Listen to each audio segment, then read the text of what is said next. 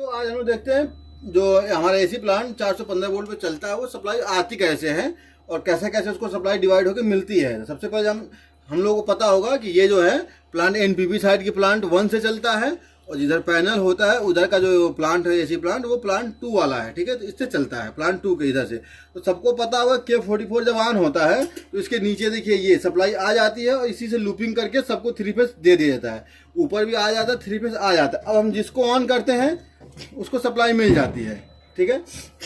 तो अब सबसे पहले देखिए सबको पता होगा जो F2 है, F2 मतलब ब्लोर 28 नंबर ब्लोर की सप्लाई है। F9 जो F9 है, F9 मतलब ये हमारा देखिए सबको पता है कि ये कंप्रेसर 1.1 है, ये 2.1 है, ठीक है। अब दूसरा है F11। तो F11 किसका है? तो ये कंप्रेसर 2.2 का है, ठीक है। अब इसके बाद आती है बारी F12। तो F12 किसका है? तो ये कंडेंसर है। कंडेंसर कौन सा है? तो कंडेंसर हमारा है ये 2.1 कंडेंसर, ठीक। अब दूसरा ये F13 किसका कंडेंसर है? तो ये कंडेंसर 2.2 कंडेंसर है, ठीक। अब उसके बगल में बात आती है F14। F14 किसका है? तो ये हीटर का है, ठीक है। ये हीटर की सप्लाई है यहाँ से, ठीक है।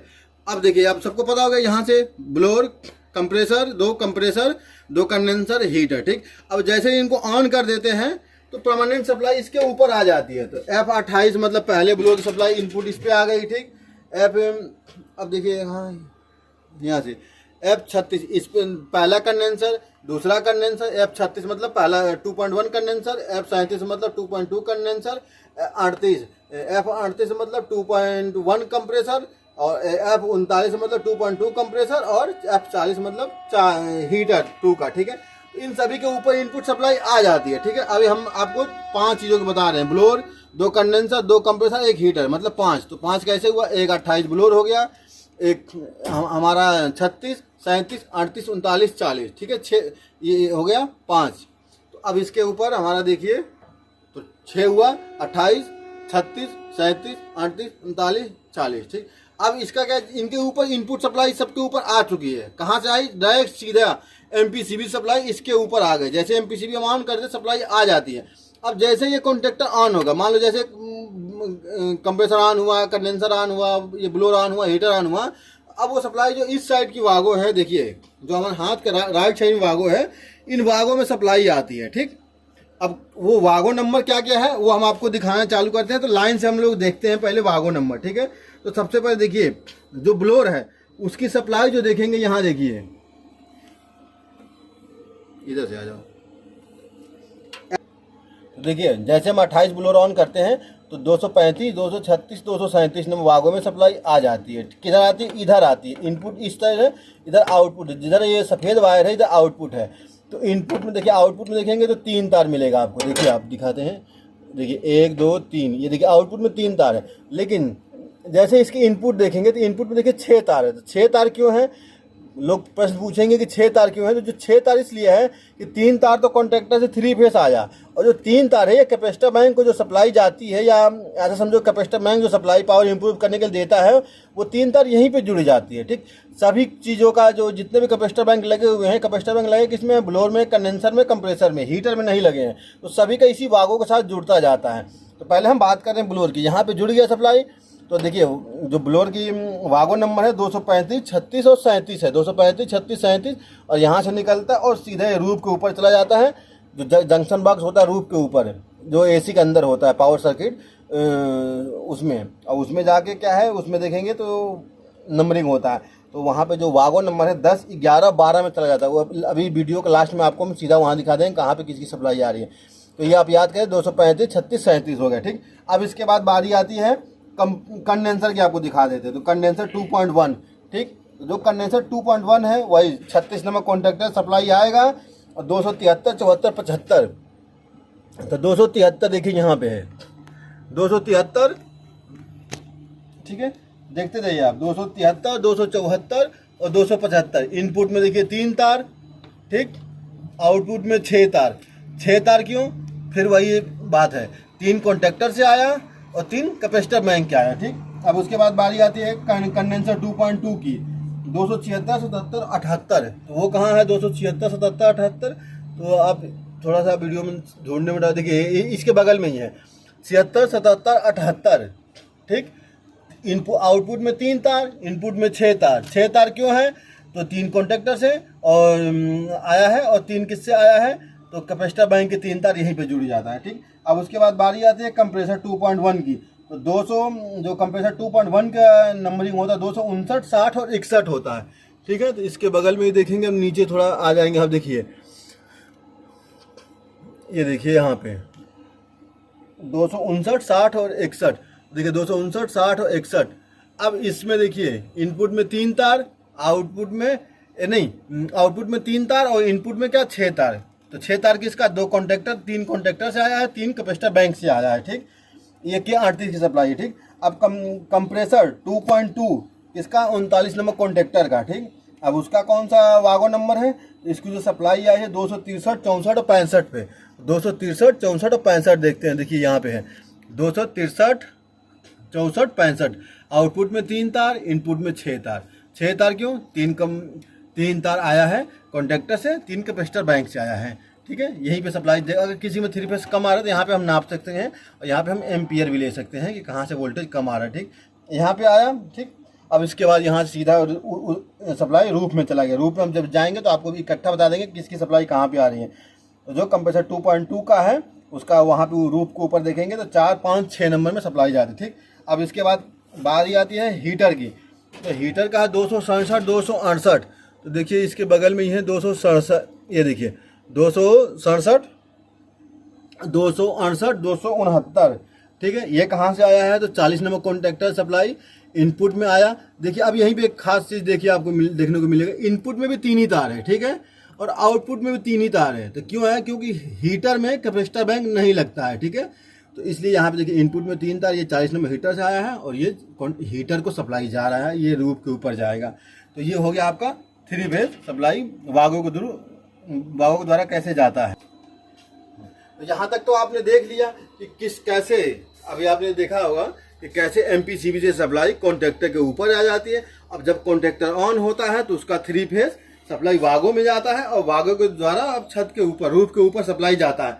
इसके बीच में कोई वागो नहीं है।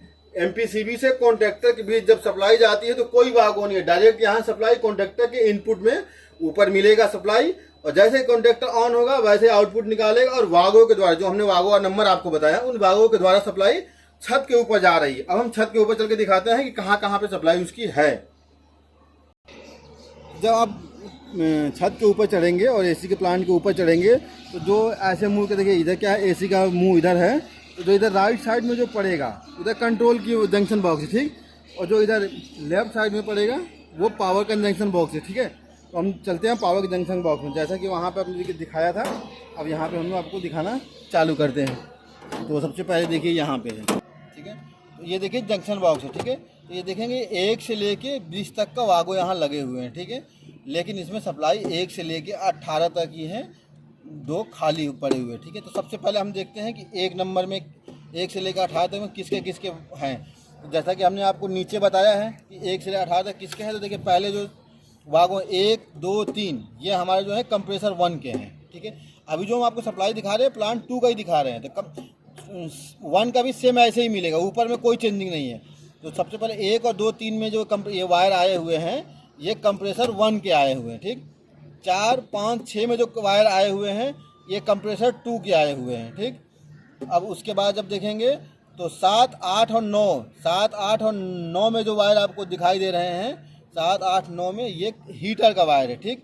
अब उसके बाद जो बारी आती है 10, 11, 12, 10, 11, 12 में जो ये वायर आए हुए हैं ये हमारा ब्लोअर का है, ठीक। अब उसके बाद देखेंगे 13, 14, 15, 13, 14, 15 में जो वायर आए हुए हैं ये कंडेंसर 1 के हैं, ठीक। अब देखेंगे 16, 17 और 18 में जो है हमारे जो वायर आए हुए हैं ये कंडेंसर 2 का वायर है। अब यहाँ से जो वायर निकलती है आउटपुट ये सीधा किसी वागो में नहीं जाती है, सीधा ये मोटर में चली जाती है। जैसे ये कंप्रेसर का निकला तो सीधा यहाँ से निकल के कंप्रेसर में चला जाएगा और कंप्रेसर ऑन हो जाता है। उसी तरह से हीटर का निकलेगा, सीधा यहाँ सप्लाई निकलेगा सीधा STI कॉटेज में, STI कॉटेज से हीटर के एलिमेंट में। कंडेंसर का ब्लोअर का निकलेगा, सीधा यहाँ सप्लाई निकलेगा और कंट्यूट के माध्यम से और ब्लोअर में जाके जुड़ जाएगा। कंडेंसर का निकलेगा, सीधा यहाँ से निकलेगा कंडेंसर मोटर में जाकर जुड़ जाएगा। दूसरा कंडेंसर का निकलेगा, वो सीधा वो भी यहाँ से निकल के कंडेंसर में चला जाएगा। जैसा कि आप ड्राइंग के माध्यम से यहाँ देखिए, आप ड्राइंग के माध्यम से भी दिखा देते हैं। इधर पे तो सबसे पहले देखिए यहाँ पे 1 से लेके 18 तक का है। अब देखिए ये जो है 1 2 3 compressor 1, 4 5 6 compressor 2, 7 8 9 heater, 10 11 12 ब्लोर, 13 14 15 condenser, 16 17 18 condenser 2। इस तरह से इसकी सप्लाई है। ठीक है, अगर किसी में 3 फेज अगर कम आ रहा है तो आप यहाँ भी चेक कर सकते हैं कि मोटर में कोई कम तो नहीं आ रहा है सप्लाई। इन भागों में भी आप कंटिन्यूटी लगा के यहाँ पे 3 फेज 415 आएगा।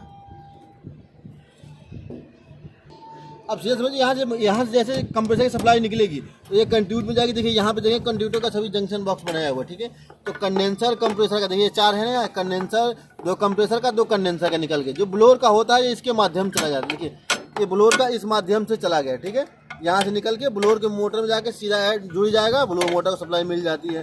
कंडेंसर कंप्रेसर और कंडेंसर ये 2 इसलिए जा रहा है कि एक ब्लोअर का है एक हीटर का है, और जो 4 इसलिए इधर अंदर जा रहे हैं, 2 कंप्रेसर के हैं 2 कंडेंसर के।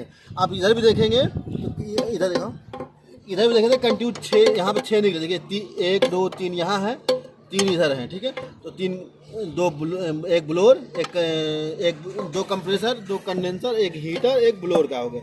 ठीक है, यहाँ से ये सप्लाई निकलेगा एक कंट्यूट के माध्यम से इधर से आके। जैसे आपको पता ही होगा कि कंप्रेसर यहाँ पे लगे होते हैं इसके। देखिए सिद्वाल का थोड़ा सा कंप्रेसर इसके इस पोर्शन में है, यहाँ पे कंप्रेसर इस पोर्शन में, ये कंडेंसर मोटर है, इनको 3 फेज सीधा जुड़ जाता है और इस तरह से ये ऑन हो जाते हैं। तो देखिए आपको ड्राइंग के माध्यम से भी दिखा देते कि एमपीसीबी से सप्लाई कैसे निकल के और कैसे कैसे यहाँ तक आती है। तो सबसे पहले आप देखिए ये है F9।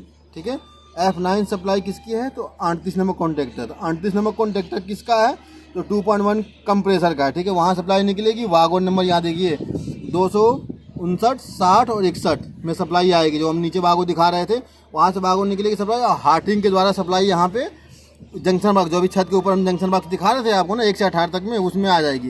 तो 1 और 2 3 कंप्रेसर 1 को सप्लाई मिल जाती है। इस तरह से कंप्रेसर ऑन हो जाता है। ठीक है, क्योंकि 3 फेज इसको मिल जाता है तो ऑन हो जाता है। उसके बाद देखिए F11 किसका है तो कंप्रेसर 2 का है, 39 नंबर कॉन्टेक्टर। ठीक है, तो एमपीसीबी जैसे ऑन करते हैं कॉन्टेक्टर में सप्लाई आती है, कॉन्टेक्टर जैसे ही ऑन हो जाता है वागो में सप्लाई आती है। वागो में कितने नंबर पे आती है 263 64 65 में आती है। जैसे ही यहाँ सप्लाई आती है हार्टिंग कनेक्टर के द्वारा सप्लाई रूफ के ऊपर आ जाती है। 4 5 नंबर 6 नंबर वागो में जंक्शन बॉक्स नंबर 4 5 6 में जो रूफ के ऊपर लगा हुआ। ठीक, अब उसके बाद बारी आती है हीटर की। तो F14 जो एमपीसीबी होता है वो हीटर का होता है, और जो कॉन्टेक्टर होता है हीटर का 2 वाले प्लांट का वो 40 नंबर होता है। ठीक, अब 40 नंबर से कॉन्टेक्टर में सप्लाई जाएगा। जैसे ही हीटर कॉन्टेक्टर ऑन होगा तो उसकी सप्लाई वागो नंबर 267 268 269 में आ जाएगी। जैसे ही ये सप्लाई यहाँ आएगी हार्टनिंग कनेक्टर के द्वारा सप्लाई रूफ के ऊपर 7 और 8 नंबर वागों में आ जाएगी। 7 और 8 नंबर वागों में आ जाएगी, वो सप्लाई सीधा एसटीआई कॉटेज में जुड़ी जाएगा और एसटीआई कॉटेज सीधा सप्लाई हीटर एलिमेंट को दे देता है। ठीक, अब उसके बाद बारी आती है एफ ब्लोअर की। F2 किसका होता है तो ब्लोअर का होता है। ठीक, जैसे ही ब्लोअर की एमपीसीबी से सप्लाई ब्लोअर के कॉन्टेक्टर में आएगा F28 में। F28 जैसे ही ऑन होगा वागो नंबर 253 235 36 37 में आएगा। वहाँ से जैसे सप्लाई पास होगी सीधा हार्टिंग कनेक्टर के द्वारा सप्लाई ऊपर आ जाएगा रूफ में आके जो जंक्शन बॉक्स है वहाँ पे 10 11 12 में आ जाएगा। 10 11 12 में आते ही सीधा मोटर सप्लाई मिल जाएगी और मोटर ऑन हो जाता है। ठीक, उसके बाद आता है कंडेंसर नंबर 2.1 का, तो उसका होता है F12 नंबर एमपीसीबी। वहाँ जैसे एमपीसीबी ऑन करते हैं कॉन्टेक्टर के इनपुट में सप्लाई आ जाए। जैसे कॉन्टेक्टर ऑन होता है कि 36 जैसे ऑन होता है वैसे सप्लाई वागो नंबर 273 74 75 में आ जाएगी।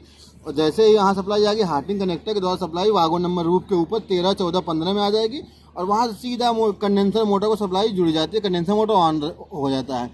F13 नंबर दूसरे 2.2 कंडेंसर का है। जैसे ही इसका कॉन्टेक्टर के 37 ऑन हो जाता है वैसे ही वागो नंबर 76 276 77 और 78 सप्लाई आ जाएगी, और हार्टिंग कनेक्टर से 276 77 के द्वारा सप्लाई वागो ऊपर रूफ के ऊपर 16 17 18 में आ जाएगी, और जो वहाँ से सीधा मोटर सप्लाई मिल जाती है। इस तरह से मोटर ऑन हो जाता है। पहले के सर्किटों में क्रैंक हीटर का भी रहता था, अब क्रैंक हीटर नहीं लगते हैं, तो ये सर्किट आप भूल जाइए। तो इस तरह से ये सप्लाई है। आपको अगर सप्लाई चेक करना है, अभी कोई मोटर नहीं चल रहा है, तो सबसे पहले हम MPCB के आउटपुट में चेक करेंगे, ठीक, आ रहा है कि नहीं। आ रहा है तो कॉन्ट्रैक्टर के इनपुट में चेक करेंगे, इनपुट में अगर ठीक सप्लाई है तो आउटपुट में चेक करेंगे, आउटपुट में ठीक है तो इसके वागों में चेक करेंगे, अगर वागों में भी ठीक है तो सीधा हम रूफ के ऊपर इसके जंक्शन बॉक्स में चेक करेंगे, अगर जंक्शन बॉक्स में ठीक है तो मोटर के पास चेक करेंगे, अगर मोटर के पास ठीक है तो हमारा मोटर में कोई दिक्कत है, ठीक है। नहीं तो अगर यहाँ तक सप्लाई आ रहा है तो मोटर चलेगा, अगर मोटर में कोई दिक्कत नहीं है। अगर यहाँ से सप्लाई नहीं आ रहा है तो इस बीच में हम सप्लाई चेक करेंगे। तो वीडियो अच्छा लगे तो लाइक और सब्सक्राइब करें, और दूसरा बनाएंगे जब दूसरा वाले का प्लांट का तो आपको दिखा देंगे। ऊपर का दोनों का सेम ही है, ठीक है, बस यहाँ नाम चेंज हो जाएगा, सेम ही रहेगा। नीचे का वागों का अंतर आता है तो हम आपको अगले वीडियो में दिखाएंगे। वीडियो अच्छा लगे तो अभी अब ध्यान रखना, जो भी हमने सप्लाई आपको बताया है ये यूनिट 2 का है। यहाँ देखिए लिखा भी है, हमने कई बार वीडियो में बोला भी है, तो यूनिट 2 का बता रहे हैं। अभी हम 1 का नहीं बता रहे हैं, अगले वीडियो में 1 का बताएंगे तो आपको बताएंगे, ठीक है। तभी यूनिट 2 का ही बताया हमने। अगर वीडियो अच्छा लगे तो लाइक और सब्सक्राइब करें। धन्यवाद।